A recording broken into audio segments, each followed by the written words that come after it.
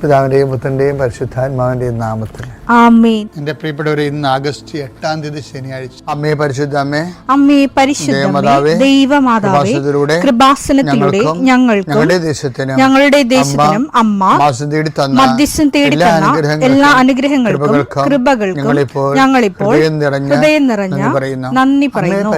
അമ്മേ പരിശുദ്ധമേ, ദൈവമാതാവേ, 2004 ഡിസംബർ 7 ഉച്ചകഴിഞ്ഞ് 2:30 കൃപാസനത്തിൽ സംഭവിച്ച അമ്മയുടെ പ്രത്യക്ഷപ്പെടലിനെക്കുറിച്ച് തിരുസഭയ്ക്ക് സമർപ്പിച്ചിരിക്കുന്ന പഠനരേഖകളുടെ മേൽ സഭാത്മകമായ പഠനം ആരംഭിക്കുവാൻ ഞങ്ങൾ പ്രാർത്ഥിക്കുന്നു. അമ്മേ പരിശുദ്ധമേ, ഭൂസ്വർലോകങ്ങളുടെ രാജ്ഞിയായ അങ്ങേയ്ക്ക് ഭൗമസംരക്ഷണത്തിനായി പ്രപഞ്ചപ്രകൃതിയെ തന്നെ തിരുസഭ പ്രതിഷ്ഠിക്കുവാൻ ഈ പ്രത്യക്ഷീകരണം വഴി ഇടയാക്കണമേ. പരിശുദ്ധമേ, ജപമാല മാതാവേ, സകല പ്രാർത്ഥനയോടും ചേർത്ത് ഞങ്ങളിപ്പോൾ പ്രാർത്ഥിക്കുന്ന ഈ കുടുംബത്തിന്റെ പ്രത്യേക നിയോഗം പറ മക്കളെ.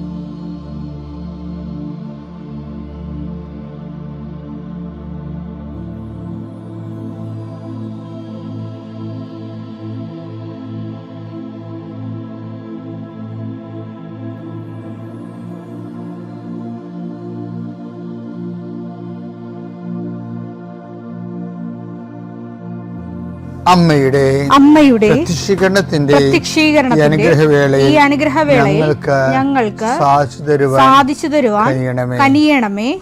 ആമേൻ. വിശ്വാസ പ്രമാണം. സർവശക്തനായ പിതാവും ആകാശത്തിന്റെയും ഭൂമിയുടെയും സൃഷ്ടാവുമായ ദൈവത്തിൽ ഞാൻ വിശ്വസിക്കുന്നു. അവിടുത്തെ ഏകപുത്രനും ഞങ്ങളുടെ കർത്താവുമായ ഈശോമിശിഹായിലും ഞാൻ വിശ്വസിക്കുന്നു.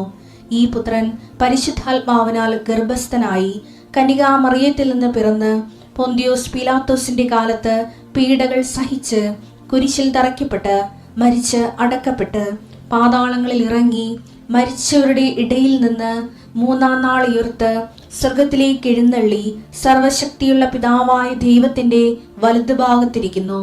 അവിടെ നിന്ന് ജീവിക്കുന്നവരെയും മരിച്ചവരെയും വിധിക്കുവാൻ വരുമെന്നും ഞാൻ വിശ്വസിക്കുന്നു. പരിശുദ്ധാത്മാവിലും ഞാൻ വിശ്വസിക്കുന്നു. വിശുദ്ധ കത്തോലിക്കാ സഭയിലും പുണ്യവാന്മാരുടെ ഐക്യത്തിലും പാപങ്ങളുടെ മോചനത്തിലും ശരീരത്തിന്റെ ഉയർപ്പിലും നിത്യമായ ജീവിതത്തിലും ഞാൻ വിശ്വസിക്കുന്നു. ആമേൻ. സുഖസ്ഥനായ ഞങ്ങളുടെ പിതാവേ, അങ്ങയുടെ നാമം പൂജിതമാകണമേ. അങ്ങയുടെ രാജ്യം വരണമേ. അങ്ങയുടെ തിരുമനസ് സ്വർഗത്തിലെ പോലെ ഭൂമിയിലും ആകണമേ. അന്നു വേണ്ടുന്ന ആഹാരം ഇന്ന് ഞങ്ങൾക്ക് തരണമേ. ഞങ്ങളോട് തെറ്റ് ചെയ്യുന്നവരോട് ഞങ്ങൾ ക്ഷമിക്കുന്നത് പോലെ ഞങ്ങളുടെ തെറ്റുകൾ ഞങ്ങളോടും ക്ഷമിക്കണമേ. ഞങ്ങളെ പ്രലോഭനത്തിൽ ഉൾപ്പെടുത്തരുതേ, തിന്മയിൽ ഞങ്ങൾ രക്ഷിക്കണമേ. ആമേൻ. നന്മ നിറഞ്ഞ മറിയമേ, സ്വസ്തി. കർത്താവ് അങ്ങയുടെ കൂടെ സ്ത്രീകളിൽ അങ്ങ് അനുഗ്രഹിക്കപ്പെട്ടവളാകുന്നു. അങ്ങയുടെ ഉദരത്തിൻ ഫലമായി ഈശോ അനുഗ്രഹിക്കപ്പെട്ടവനാകുന്നു. പരിശുദ്ധ മറിയമേ, തമ്പുരാന്റെ അമ്മേ, പാപികളായ ഞങ്ങൾക്ക് വേണ്ടി ഇപ്പോഴും ഞങ്ങളുടെ മരണസമയത്തും തമ്പുരാനോട് അപേക്ഷിക്കണമേ. ആമേൻ. കർത്താവേ, നിന്റെ ഉന്നതമായ നാമത്തിന് സ്തോത്രം ചെയ്യുന്നു. കർത്താവേ, ഇന്ന് യാത്ര ചെയ്യുന്നവരെ അവരുപയോഗിക്കുന്ന രേഖകൾ, ഓരോ രേഖകളെയും ഞാൻ കർത്താവിന് സമർപ്പിക്കുന്നു. നിങ്ങളുടെ സർട്ടിഫിക്കറ്റുകൾ, പ്രമാണങ്ങൾ, പാസ്പോർട്ടുകൾ, നിങ്ങളുടെ അപേക്ഷാ ഫോമുകൾ, നിങ്ങളുടെ ബാങ്ക് രേഖകൾ കർത്താവ് സ്പർശിക്കട്ടെ. ഇതുമായി കടന്നു പോകുന്നത് ഇതൊന്നും നഷ്ടപ്പെടാതിരിക്കാൻ കർത്താവിൻ്റെ വിശുദ്ധ മുദ്ര വെക്കട്ടെ. അത് ആർക്ക് കൊടുക്കുമ്പോഴും സ്വീകരിക്കുന്നവന് പരിശുദ്ധാത്മ നിറയുകയും നിനക്ക് ദൈവഹിതമാണെങ്കിൽ നിനക്ക് അനുകൂലമായ തീരുമാനം എടുത്തുകൊണ്ട് നിന്നെ സന്ധിക്കാൻ ഇടവരുത്തട്ടെ പ്രാർത്ഥിക്കുന്നു. നിന്റെ കൃഷിയിടങ്ങളെ കർത്താവ് അനുഗ്രഹിക്കട്ടെ. മത്സ്യത്തൊഴിലാളികളുടെ അവരുടെ ജീവിത മേഖലകളിലെ സാമ്പത്തികമായ ബാധ്യതകളും ഘടകങ്ങളുള്ളവരെ കർത്താവ് ഏറ്റെടുക്കട്ടെ. ഏലകൃഷിക്കാർ, റബ്ബർ കൃഷിക്കാർ, റബ്ബർ ടാപ്പ് ചെയ്യുന്നവരെ, അതുകൊണ്ടെല്ലാം ഉപജീവനം നടത്തുന്നവർ, പലതരത്തിലുള്ള ഉൽപ്പന്നങ്ങൾ, കാർഷിക ഉൽപ്പന്നങ്ങൾ വിറ്റുമാറാതിരിക്കുന്നവർ, അത് വിറ്റുമാറിയില്ലെങ്കിൽ ജീവിത കാര്യങ്ങൾ നിറവേറാതെ തടസ്സപ്പെട്ട് കിടക്കുന്നവരെ ഈശോ നാമത്തെ ആശീർവദിക്കുന്നു. കർത്താവേ, വിദേശങ്ങളിലേക്ക് പോകാൻ ഉദ്ദേശിക്കുന്നവരും ഡേറ്റ് ഫിക്സ് ചെയ്തവർ, തിരിച്ചു വരാൻ പോകുന്നവർ, നിങ്ങളുടെ യാത്രകളെ കർത്താവ് ആശീർവദിക്കട്ടെ. നിങ്ങൾ കൊണ്ടുപോകുന്ന രേഖകളെ കർത്താവ് ആശീർവദിക്കട്ടെ. ആശുപത്രി കിടക്കുന്ന രോഗികളെ, രോഗം ഇതുവരെ പിടികിട്ടാത്തവർ, പലതരത്തിലുള്ള നീണ്ട ഐസിയുവിലും നീണ്ട ദിവസങ്ങൾ താമസിക്കുന്നവർ, സാമ്പത്തികമായ ബാധ്യതകളാൽ വലിയ ജപ്തി നടപടിയൊക്കെ വരാൻ പോകുന്നവരും വന്നിട്ട് അതിലൂടെ കടന്നു പോകുന്നവർ, അവർക്ക് എത്രയും വേഗം ഒരു പോംവഴി കിട്ടാൻ പരിശുദ്ധ മാതാവ് ആശീർവദിക്കട്ടെ.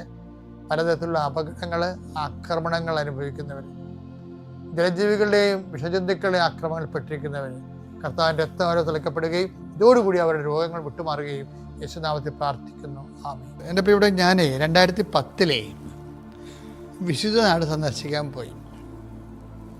അപ്പോൾ ജോർദാനിൽ ഇറങ്ങി ജോർദാൻ്റെ അതിർത്തിയിൽ നിന്ന് ഇസ്രയേലിൻ്റെ അതിർത്തിയിലേക്ക് പോകാനുള്ള യാത്രയാണ്. അപ്പോൾ മൊവാബ് മലയുടെ മുകളിൽ വന്ന്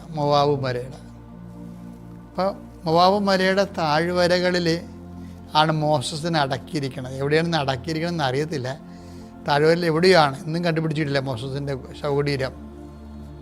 അപ്പോൾ അവിടെ പക്ഷേ ഈ മൊവാബിൻ്റെ മലയിൽ, ആ മലയുടെ മുകളിൽ നിന്ന് നമ്മൾ പടിഞ്ഞോട്ട് നോക്കുമ്പോൾ ഇത് കർത്താവിൻ്റെ വാഗ്ദാന നാട് കാണാം നമുക്ക്. മോസസ് അവിടെ നിന്നാണ് വാഗ്ദാന നാട് കണ്ടത്. അവിടെ വെച്ച് മരിച്ചു പോവുകയും ചെയ്ത് വാഗ്ദാന നാട്ടിൽ പ്രവേശിക്കാൻ ഒത്തില്ല. പക്ഷെ അവിടെ വെച്ച് ആ മൊവാബിൻ്റെ ആ മരുഭൂമി പ്രദേശത്ത് വെച്ച് ഒത്തിരി പേര് ഈ ആഗ്നേയ സർപ്പങ്ങൾ കൊത്തി, അതെല്ലാം മോഹാലസ്യപ്പെട്ടു. കുറേ പേര് മരിച്ചു, കുറേ പേര് മോഹാലസ്യപ്പെട്ടു. ഈ മോഹാലസ്യപ്പെട്ടവരെല്ലാം മോസസ് കണ്ണീരോടെ വന്ന് കർത്താവിൻ്റെ മുമ്പിൽ പറഞ്ഞു, ആഗ്നേയ സർപ്പങ്ങൾ, മരുഭൂമിയിലെ തീപ്പാമ്പ് എന്ന് പറയണത് നമുക്ക് ഞാൻ നേരിട്ട് കണ്ടിട്ടില്ല, അണലിയാണ് സാധനം. അതിങ്ങനെ ഇങ്ങനെ നമ്മുടെ ഈ ബാനുവൽ പ്ലാന്റൊക്കെ കാണാം. അതിങ്ങനെ ഉടൽ കൊണ്ട് ഇങ്ങനെ വിറപ്പിച്ച് അത് മണ്ണിൽ പൂണ്ടിരിക്കും. മണ്ണ് വന്നുമ്പോൾ അതിൻ്റെ മൂക്ക് കാണുന്ന മാത്രം ഇതിൻ്റെ മുകളിൽ കാണും. മണ്ണിൻ്റെ നിറമായതുകൊണ്ട് നമ്മൾ കാണത്തില്ല. നമ്മൾ അടുത്തേൽ പ്രാണികളും പക്ഷികളൊക്കെ ചെല്ലുമ്പോൾ അത് പിടിച്ച് തിന്നും. മനുഷ്യരാണെങ്കിൽ അതിനെ കൊത്തും. ആഗ്നേയ സർപ്പങ്ങളിങ്ങനെ ഇവരെല്ലാം കൊത്തി. അപ്പം നേരത്തെയും ഈ ആഗ്നേയ സർപ്പങ്ങളൊക്കെ ഉണ്ടായിരുന്നെങ്കിൽ ഇവരെ കൊത്തിയിട്ടില്ലായിരുന്നു. ഇവർ ദൈവത്തിനെതിരെ പിറുപിറുത്ത ആൾക്കാരെയാണ് കൊത്തിയത്. കുറേ പേര് മരിച്ചുപോയി, കുറേ പേര് മോഹാലസ്യപ്പെട്ട്. മോസസിന് മനസ്സിലായി ഇത് അവസാനം വാഗ്ദാനമായിട്ട് ചെല്ലുമ്പോൾ ആളുണ്ടാകത്തില്ലെന്ന്. മോസസ് സങ്കടത്തോട് ദൈവത്തോട് പറഞ്ഞു, ആഗ്നേയ സർപ്പം ഒത്തിരി പേര് മരിച്ചെന്ന് പറഞ്ഞപ്പോൾ മോസസ് മനസ്സിലായി ഇനി ദൈവക്രോധമാണ് വന്നിരിക്കണത്, പിറുപിറുത്തന്മാരെല്ലാം തട്ട് കിട്ടുമെന്നുള്ള മോസസിന് ഉറപ്പായി. അപ്പോൾ മോസസ് പറഞ്ഞ്, അങ്ങനെയാണെങ്കിൽ എന്നെ നീ കൊന്നേര്, ഈ ജനങ്ങളെ ഇവിടെ മരുഭൂമി നമ്മൾ രക്ഷയുടെ നാട്ടിലേക്ക് എത്തിക്കാമെന്ന് പറഞ്ഞല്ല നീ എൻ്റെ നേതാവാക്കിയത്. അവസാനം നിന്നെ ആക്ഷേപിക്കുകയും ചെയ്യണം. ഞാൻ പിന്നെ ജീവിച്ചതിൻ്റെ കാര്യമില്ലെന്നൊക്കെ മോസസ് ദൈവത്തോട് ഇങ്ങനെ ഇൻട്രാക്ട് സംസാരിക്കും. അപ്പോൾ മോസസിനോട് പറയും, നീ ഒരു പണി ചെയ്യും, ഒരു പിത്തള കൊണ്ടൊരു സർപ്പം ഉണ്ടാക്കുക. സർപ്പദംശനമേറ്റ ആൾക്കാർ അതിനെ കാണുമ്പോൾ അതൊരു വടിയിൽ ഉയർത്തി നടത്തണം. അതിനെ കണ്ടാൽ സർപ്പദംശനം വന്ന ആൾക്കാർ രക്ഷഭാഗ്യം ഒരു മീഡിയ ഉപയോഗിച്ചതാണ്. ദൈവത്തിന് വേണമെങ്കിൽ സാരമില്ല, ഞാൻ കൽപ്പിക്കുന്നു, ദംശനമേറ്റ ആൾക്കാരെല്ലാം ജീവിക്കട്ടെ എന്ന് പറഞ്ഞാൽ ജീവിക്കാനേ ഉള്ളൂ. അപ്പം ദൈവം അവിടെ ഒരു ദൃശ്യമായ മനുഷ്യനെ എല്ലാവർക്കും മനസ്സിലാകാൻ വേണ്ടി ദൃശ്യമായൊരു അടയാളങ്ങൾ കാണിച്ചു. ഇപ്പം നമ്മൾ കാശുരോഗം ധരിക്കണ ആ ഉദ്ദേശത്തിലാണ്. ഒരു അടയാളമായിട്ടാണ്, വിശ്വാസത്തിൻ്റെ അടയാളം. വിശ്വാസത്തിൻ്റെ പലതരത്തിലുള്ള അടയാളങ്ങളുണ്ട്, അതിൽ ഒരു അടയാളമാണിത്. അവിടെ പക്ഷേ ഇത് അതിമനോഹരമായിട്ട് കുരിശേല്, ഈ പാമ്പ് ബ്രാസ് കൊണ്ട്, പിത്തള കൊണ്ട് ഒരു വലിയ പാമ്പ് ഈ കുരിശേൽ ഇങ്ങനെ പൊളഞ്ഞ് മറിഞ്ഞ് കിടക്കണത് അവിടെ ഒരു ഭയങ്കര രൂപമുണ്ട്. നമ്മൾ യൂട്യൂബിൽ അടിച്ചാൽ കാണാൻ പറ്റും. നല്ല രസമാണ്. അതിൻ്റെ ഓർമ്മയ്ക്ക് വെച്ചിരിക്കുകയാണ്. അവിടെ വെച്ച് മോശം മരിക്കുകയും ചെയ്യും, മോശത്തിന് ആ താഴ്വര അടക്കുകയും ചെയ്യും. പിന്നെ ജോഷുവയാണ് ഇവരെയും കൊണ്ട് പടിഞ്ഞോട്ട് പോണത്. പടിഞ്ഞോട്ട് പോകുമ്പോൾ ജോഷുവ കുറേ എങ്ങനെ ചത്തുകെട്ട് തീർന്നേ. പിറുപിറുത്തവന്മാരെല്ലാം, ദൈവിക പദ്ധതിക്കെതിരെ പിറുപിറുത്തവന്മാരെല്ലാം 40 കൊല്ലമായിട്ട് ഇവർ അതായത് അശുദ്ധ രക്തം ഒഴുകിപ്പോകാൻ ദൈവം എടുത്ത സമയമാണ് 40 കൊല്ലം. അവിശ്വസ്തത രക്തം ഉള്ള ആൾക്കാർ ഈ സമൂഹത്തിൽ നിന്ന് ഫിൽട്ടർ ചെയ്ത് പോകാൻ വേണ്ടിയാണ് 40 കൊല്ലം എടുത്തത്. കാരണം ഇവരുടെ കുഴിമാടങ്ങൾ ഇങ്ങനെ കിടക്കുകയാണ്. ഈജിപ്റ്റ് വരെയാണ് കുഴിമാടങ്ങൾ. എബ്രായർ 3:16-17 വചനങ്ങൾ. ദൈവത്തിന്റെ സ്വരം ശ്രവിച്ചിട്ടും ചിലരെല്ലാം എതിർപ്പ് കാണിച്ചില്ലേ, മല്ലടിച്ചു. മോശയുടെ നേതൃത്വത്തിൽ ഈജിപ്തിൽ നിന്ന് പുറത്തു വന്നവരല്ലേ അവർ. അവരുമായല്ലേ അവർ 40 വത്സരം മല്ലടിച്ചത്. അവരുടെ ശരീരങ്ങളല്ലേ പാപം മൂലം മരുഭൂമിയിൽ നിബദിച്ചത്. അപ്പോൾ ഈജിപ്റ്റ് മുതൽ ഇസ്രായേൽ വരെ ശൗര്യങ്ങളാണ് അവരുടെ. ഇതിൻ്റെ വിഷയം എന്ന് പറയുന്നത് അവസാനം ഫിൽട്ടർ ചെയ്തിട്ട് ലാസ്റ്റ് ഫിൽട്ടറിങ് വരുന്നുണ്ട്. എന്താ പറയുന്നത്? അത് ജോഷുവയുടെ ഫിൽട്ടറാണ്. ജോർദാൻ നദി കടന്നു കഴിയുമ്പോഴും വീണ്ടും ഫിൽട്ടറിങ് വരികയാണ്. എന്താ പറയണത്? നമ്മൾ ജോർദാനിലേക്ക് കടക്കാൻ പോവുകയാണ്. വാഗ്ദാന പേടകം ജോർദാൻ കടന്നിക്കരെ എത്തിയിരിക്കുന്നു. ഇനി മിനിറ്റുകൾ മാത്രമേ ഉള്ളൂ. കർത്താവ് നമുക്ക് നൽകിയ വാഗ്ദാന പേടകം 40 വർഷത്തെ യാത്ര, നമ്മുടെ പിതാക്കന്മാർ ആരംഭിച്ച യാത്ര ഇവിടെ പരിസമാപ്തിയാകുകയാണ്. എനിക്ക് നിങ്ങളോട് ലാസ്റ്റായിട്ട് ഒന്നേ പറയാനുള്ളൂ.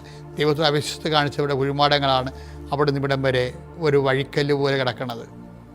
ഇപ്പോൾ ഒന്ന് മാത്രമേ എനിക്ക് പറയാനുള്ളൂ. ഇനിയും നിങ്ങൾക്ക് പിതാക്കന്മാരെ പോലെ മല്ലടിച്ച് നദിക്കക്കരെയുള്ള ദേവന്മാരുടെ അടുത്തേക്ക് പോകാൻ ഉദ്ദേശം എന്നുണ്ടെങ്കിൽ നിങ്ങളിപ്പോൾ തീരുമാനമെടുക്കണം. വാഗ്ദാന നാട്ടിൽ നിങ്ങൾക്ക് സ്പേസില്ലെന്ന് പറയും. പക്ഷെ ഞാനും എൻ്റെ കുടുംബവും കർത്താവിനെ മാനിക്കും. അവ ലാസ്റ്റ് ഫിൽട്ടറിങ് ആണത്. കാരണം ദൈവത്തോടും ദൈവത്തിൻ്റെ വചനത്തോടും വിശ്വസ്തോടും മാത്രമേ വാഗ്ദാനം പ്രാപിക്കത്തുള്ളൂ. ജോഷുവ 24:15 കർത്താവിനെ സേവിക്കുന്നതിന് മനസ്സില്ലെങ്കിൽ നദിക്കക്കരെ നിങ്ങളുടെ പിതാക്കന്മാർ സേവിച്ച ദേവന്മാരെയോ നിങ്ങൾ വസിക്കുന്ന നാട്ടിലെ അമോര്യരുടെ ദേവന്മാരെയോ ആരെയാണ് സേവിക്കുക എന്ന് വെച്ചാൽ ഇന്ന് തന്നെ തീരുമാനിക്കുക. ഞാനും എൻ്റെ കുടുംബവും കർത്താവിനെ സേവിക്കും. ഇതാണ്, അതായത് ലാസ്റ്റ് നിമിഷം വരെ വിശ്വസ്തത വാഗ്ദാനം പാലിക്കുമ്പോൾ, വാഗ്ദാനത്തിൽ വിശ്വസ്ത കാണിക്കാത്ത ആൾക്കാരുടെ ശവകുടീരങ്ങളാണ് ഉടമ്പടിയുടെ വഴികളിൽ നില കിടക്കുന്നത്. നിങ്ങൾക്ക് ഉടമ്പടി നിങ്ങൾ നോക്കിക്കഴിഞ്ഞാൽ മനസ്സിലാകും. ഉടമ്പടിയിൽ വിശ്വസ്ത പാലിക്കാതിരുന്നവരുടെ നിയോഗങ്ങളുടെ ചത്തുമലർന്നിരിക്കണം നമുക്ക് കാണാം അറ്റം വരെ. നമ്മുടെ മുമ്പിൽ ഒരു ഓപ്ഷനേ ഉള്ളൂ. ഒന്നെങ്കിലും വിശ്വസ്തരാകുക, അല്ലെങ്കിൽ ഉടമ്പടി അവസാനിപ്പിക്കുക. അപ്പോൾ എന്താ വിഷയം എന്ന് വെച്ച് കഴിഞ്ഞാൽ, വിശ്വസ്തരാകാൻ വേണ്ടി നമ്മൾ വാഗ്ദാനം എപ്പോഴും പ്രാപിക്കുന്നത് വിശ്വസ്തയുടെ അടിസ്ഥാനത്തിലാണ്. പക്ഷെ അത് നമ്മൾ പറയുന്ന ഈ 6 കാര്യം മാത്രമായിരിക്കത്തില്ല. ദൈവത്തിന് മനസ്സിടങ്ങി, ദൈവത്തിന് പ്രിയങ്കരനായി, ദൈവത്തിന് ബലപ്പെട്ടവനായി, ദൈവത്തിന് ബഹുമാനായി ഒരാൾ തോന്നിയാൽ ദൈവം ഓരോ നിമിഷവും നമുക്ക് ഫീൽ ചെയ്യും. നമുക്ക് തന്നെ തോന്നും, ദൈവം എന്നെ പ്രിയങ്കരൻ, എനിക്ക് ദൈവത്തിന് എന്നെ ഇഷ്ടപ്പെട്ടിട്ടുണ്ടെന്ന് നമുക്ക് തോന്നും. കാര്യം A to Z കാര്യങ്ങൾ ദൈവം ഇടപെടും. പിതാവിൻ്റെയും പുത്രൻ്റെയും പരിശുദ്ധാത്മാവിൻ്റെയും നാമത്തിൽ.